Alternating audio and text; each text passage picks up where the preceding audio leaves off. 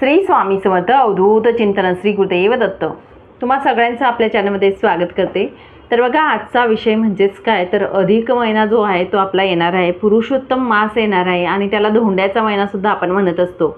तो महिना जो आहे तो खूप खास असतो. ह्या महिन्यामध्ये दान पुण्य करण्याला खूप महत्त्व असतं आणि तसेच तुम्हाला सांगेल, दान पुण्यासोबतच आपल्याला काही विधी किंवा काही परंपरा ज्या असतात त्या चालत आलेल्या त्या करायच्या असतात. आणि 3 वर्षानंतर अधिक मास आल्यानंतर आपण ती एक विधी करत असतो आणि ती म्हणजे काय तर आपल्या आईची ओटी भरत असतो.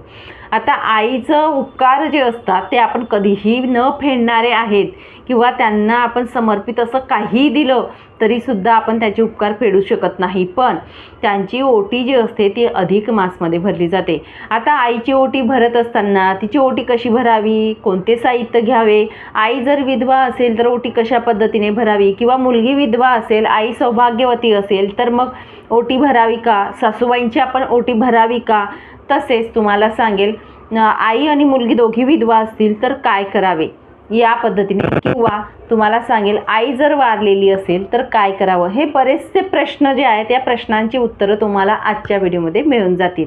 तर बघा, सर्वप्रथम तुम्हाला सांगेल की आपली आई जी असते, आईपासून आपला जन्म झालेला असतो हे आपल्या सगळ्यांनाच माहिती आहे.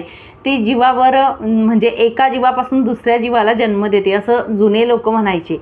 आणि त्यामुळे तिच्या ओटीमधून आपला जन्म झालेला आणि आपल्यावर खूप उपकार असतात तिचे, आणि या उपकाराची परतफेड आपण कधीही करू शकत नाही, कधीच करू शकत नाही. पण तिच्या चेहऱ्यावरचा जो आनंद असतो तो बघण्यासाठी आपण काहीतरी गोष्टी करायला पाहिजेत.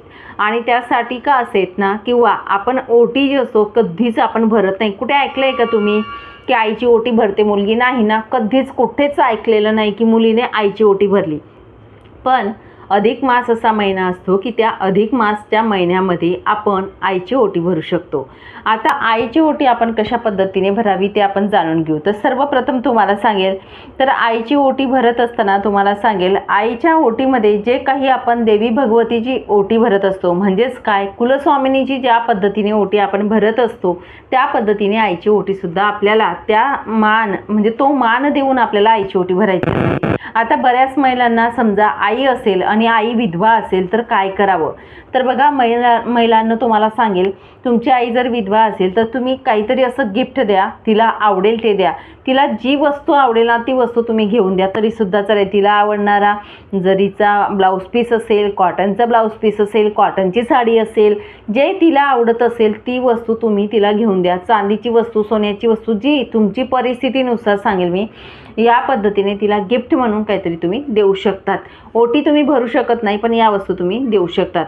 आता समजा मुलगी विधवा असेल तर काय करावं की आईची म्हणजे ओटी, आई सौभाग्यवती आहे आणि ओटी भरायची, पण मात्र मुलगी विधवा आहे तर ती ओटी भरू शकत नाही.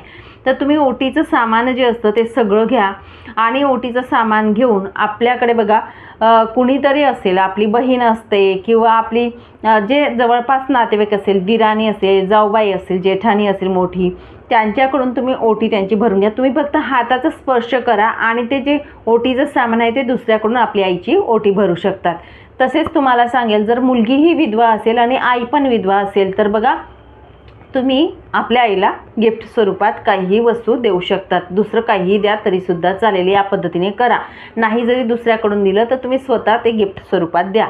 आता इथे प्रश्न येतो, जर आई नसली तर काय करावं, आई जर वारलेली आहे तर मग काय करावं, हा खूप मोठा प्रश्न असतो. तर मग मन दुःखी होतं. तर बघा, तुम्हाला सांगेल, आपल्या जवळ जी आई स्वरूपात, आई गेल्यानंतर ज्या व्यक्तीने आपल्या आईची जागा घेतली आहे, आईने आईसारखं माया आपल्याला केलेली आहे, ती बघा, ती कुणीही असू शकतं. आपली मोठी बहीण असू शकतं, आपली मावशी असू शकतं, आपली लहान बहीणसुद्धा असू शकते, आपली जाऊबाई असेल तीसुद्धा असू शकते. या पद्धतीने आपली काकू असते तीसुद्धा असू शकते, आपली मावस बहीण असेल एखादी. जी व्यक्ती आपल्या आईच्या स्थानी आपण कोणाला ठेवू शकत नाही, पण आई वारल्यानंतर आपल्या ज्या व्यक्तीने आईसारखी माया लावली, जी आपलं दुःख सुखात सगळ्या गोष्टी आई ज्या पद्धतीने आपल्याला साथ देते किंवा विचारपूस करते, तशी व्यक्ती तुम्हाला तुमच्या मनाला भावत असेल, अशा व्यक्तीची तुम्ही ओटी भरू शकता. ठीक आहे. तर कमी लेखत नाही, म्हणजे आईचा दर्जा त्या व्यक्तीला देत असतात तुम्ही, अशा व्यक्तीची तुम्ही ओटी भरू शकतात आणि हे पुण्यप्राप्ती तुम्ही कमवू शकतात. आता बऱ्याच महिलांचा प्रश्न येईल की माझी सासूबाई ही आई स्वरूपात आहे किंवा आईसारखा मला जीव लावत असतात, मग मी जर आई नसेल किंवा मग आईची ओटी भरत आहे तर सासूची पण मी ओटी भरू शकते का? तर तुम्हाला इथे सांगेल बघा, आई जरी नसेल किंवा आई जरी आहे तरी तुम्हाला सांगेल की तुम्ही सासूबाईची ओटी भरायची नाही. तुम्ही सासूबाईला गिफ्ट स्वरूपात तुम्हाला जी वस्तू आवडेल की मला सासूबाईंना ही वस्तू द्यायची किंवा सासूबाईंच्या आवडीची वस्तू एखादी असेल ती तुम्ही त्यांना देऊ शकतात, पण त्यांची ओटी भरू नका. कारण बघा, आपण जन्माला आलेलो आहे ते आपल्या आईच्या पोटी आलेलो असतो आणि आपलं जे लग्न झालेलं असतं ज्या व्यक्तीसोबत त्यांच्या ओटीमधून आलेले असतात, म्हणून त्यांनी त्यांच्या ओटीमधून जे आलेले असतात म्हणजे आपले मिस्टर जे असतात त्यांच्यासोबत आपलं लग्न झालेलं असतं, आपल्याला ते सोपवलेलं असतं अगोदरच त्यांनी. म्हणून हे बघा, आध्यात्मिक कारण सांगेल तुम्हाला, तर त्यामुळे आपण त्यांची ओटी भरायची नाही. हां, गिफ्ट स्वरूपात तुम्ही देऊ शकता, त्यांना आवडणारी साडी द्या, काहीही देऊ शकता, ठीक आहे, या पद्धतीने करा. आता पुढचा प्रश्न असा की जेव्हा आपण ओटी भरत असतो आपल्या आईची, तेव्हा आपण कोणती वस्तू द्यायची आहे किंवा कधी भरावी ओटी?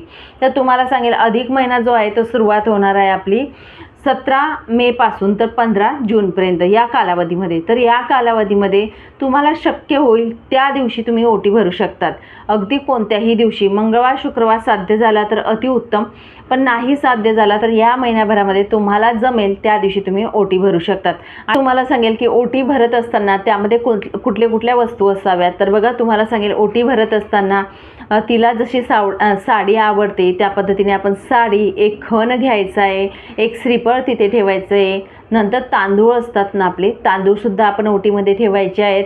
अगदी तुम्हाला सांगेल, श्रीफळ असतं ते ठेवा, वेणी ठेवा, सौभाग्याचे जेवढे अलंकार असतात तेवढे आपण त्या ओटीमध्ये ठेवू शकतो. चांदीचे जोडवे तुम्हाला द्यायचे असतील तर चांदीचे जोडवे किंवा साधे जोडवे, साधे देऊच नका, जर द्यायचे असतील तर चांदीचे द्या, नाहीतर नाही ठेवलं तरी चालेल, या पद्धतीने तुम्ही देऊ शकतात. हळदी कुंकू करंडा देऊ शकतात त्या ओटीमध्ये. त्यानंतर तुम्हाला सांगेल, ज्या सुवासनीच्या म्हणजे ज्या वस्तू असतात, टिकलीची डबी, ती जी टिकली वापरते ती डबी देऊ शकतात, नेलपेंट देऊ शकतात, सिंदूर पेन्सिल देऊ शकतात, काजळ देऊ शकतात. ती ज्या वस्तू वापरते, म्हणजे थोडक्यात काय, आपली आई ज्या काही वस्तू वापरत असते त्या वस्तू तुम्ही ओटीमध्ये त्यांना द्यायच्या आहेत. हळदी कुंकू अवश्य आपण ओटीमध्ये ठेवावं आणि त्या पद्धतीने आपण ओटीचं सामान, माता कुलस्वामिनीची पूजा करत असतो त्या पद्धतीने ती ओटी आपण आईला भरायची आहे.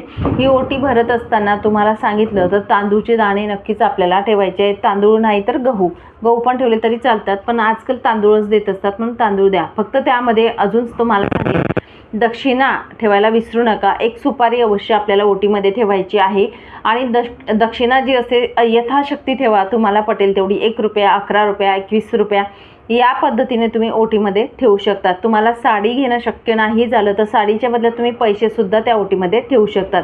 अशा पद्धतीने आपल्या आईची ओटी तुम्ही आपल्या घरी भरू शकतात किंवा तिथे जाऊन सुद्धा भरली तरीसुद्धा चालेल. या पद्धतीने तुम्ही आपल्या आईची ओटी अधिक महिन्यामध्ये भरू शकतात. ही पुण्यप्राप्ती खूप दिवसानंतर, 3 वर्षानंतर येत असते, म्हणून ही पुण्य चुकवू नका आणि अवश्य या पुण्याचा लाभ घ्या सगळ्यांनी.